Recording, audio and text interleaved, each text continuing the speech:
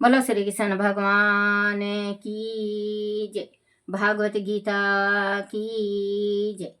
भागवत गीता में छठा अध्याय का महात्म। भगवान विष्णु ने कहा कि हे लक्ष्मी, पुरंत काल में गोदावरी के तट पर एक नगर में जानश्रुति नाम का एक धर्म निष्ठा राजा राज करता था। उसके राज पर इंद्रदेव की सदैव कृपा रहती थी। एक दिन हंसों का एक झुंड आकाश मार्ग से उड़ता हुआ उसके राज में उस समय आ निकला जब वह अपने महल की छत पर टहल रहा था। एक हंस कुछ क्षण के लिए छत की मुंडेर पर बैठा और फिर तुरंत ही आकाश मार्ग की ओर उड़ने लगा। हंस के इस उतावलेपन को देखकर राजा के पंडितों और ज्ञानियों ने कहा कि हे हंस, क्या तू हमारे राजा जानश्रुति के तप और भागवत भक्ति को नहीं जानता, जो उनसे पहले ही स्वर्ग जाने के लिए उतावला हो रहा है। तब हंसों के सरदार ने कहा कि तुम्हारे राजा से भी श्रेष्ठ रेवत मुनि है, जो वैकुंठ का अधिकारी है और वैकुंठ लोक स्वर्ग से भी ऊंचा है। राजा ने सुना तो उसने मन ही मन निश्चय किया कि उसे उस महान तपस्वी और वैकुंठ लोक के अधिकारी के दर्शन अवश्य करने चाहिए। राजा ने तुरंत सारथी को रथ लाने का आदेश दिया और रथ पर सवार होकर मुनि की खोज में निकल पड़ा।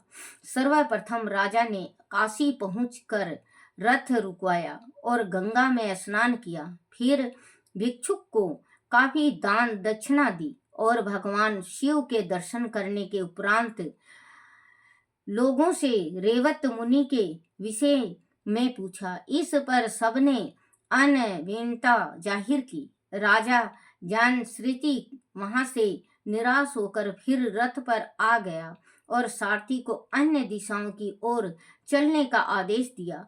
अनंत जब राजा बद्रीनाथ गया तो राजा का रथ वहां से आगे नहीं बढ़ा। राजा को बड़ा आश्चर्य हुआ। वह मन में विचारने लगा कि मैं लगभग संपूर्ण धरती की प्रदक्षिणा कर चुका हूँ, मगर मेरा रथ कहीं भी नहीं रुका। यह मेरा रथ काफी प्रयास के पश्चात भी आगे नहीं बढ़ रहा है। ऐसा प्रतीत होता है कि यह अवश्य ही कोई पूर्ण आत्मा रहती है। मैं मन में वह विचार करते ही राजा रथ से उतरकर पैदल ही आगे चल पड़ा।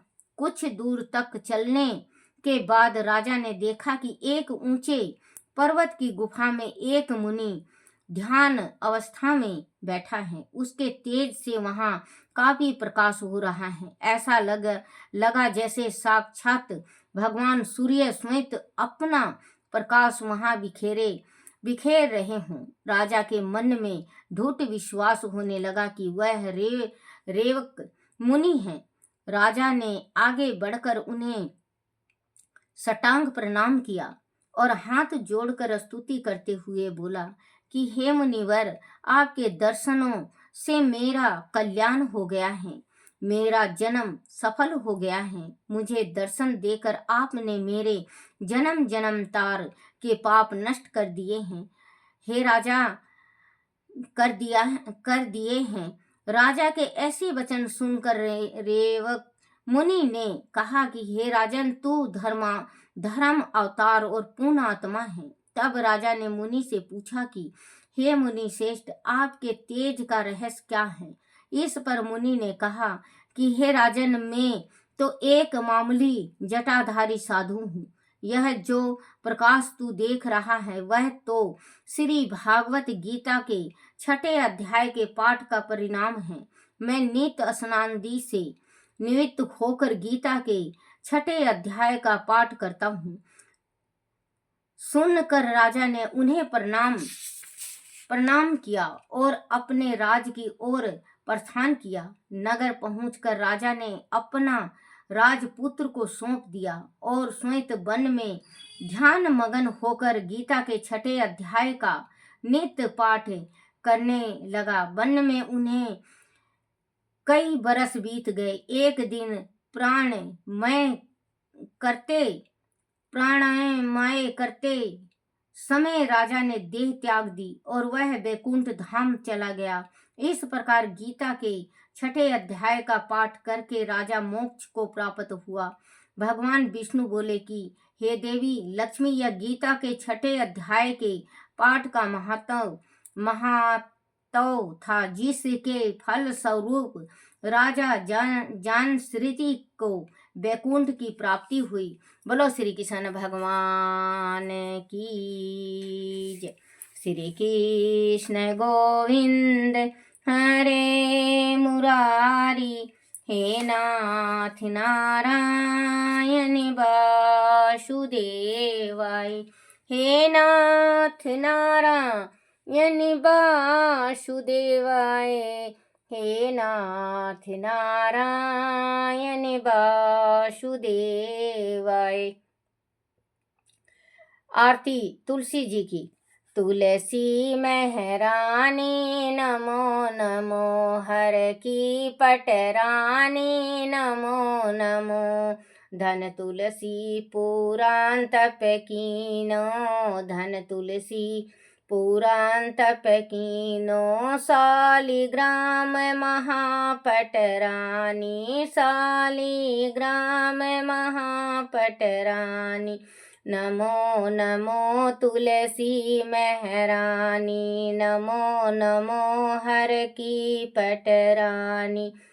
जाके पात्र मझीरी कोमल, जाके पात्र मझीरी कोमल, श्रीपति कमल चरण लिपटानी, श्रीपति कमल चरण लिपटानी, नमो नमो तुलसी महरानी, नमो नमो हर की पटरानी। धूप दीप नैवेद्य आरती, धूप दीप नैवेद्य आरती, पुष्पन की वर्षा बरसानी, पुष्पन की वर्षा बरसानी, नमो नमो तुलसी महरानी, नमो नमो हर की पटरानी।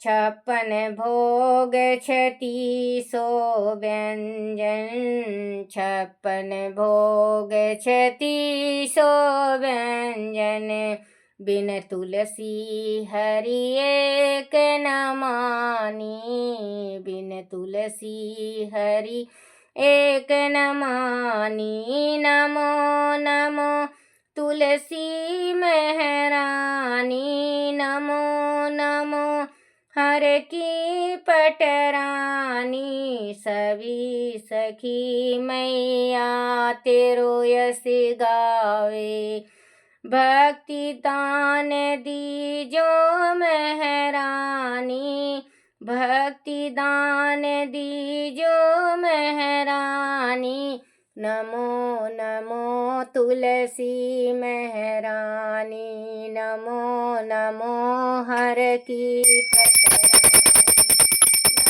नमो तुलसी महरानी, नमो नमो हर की पटरानी।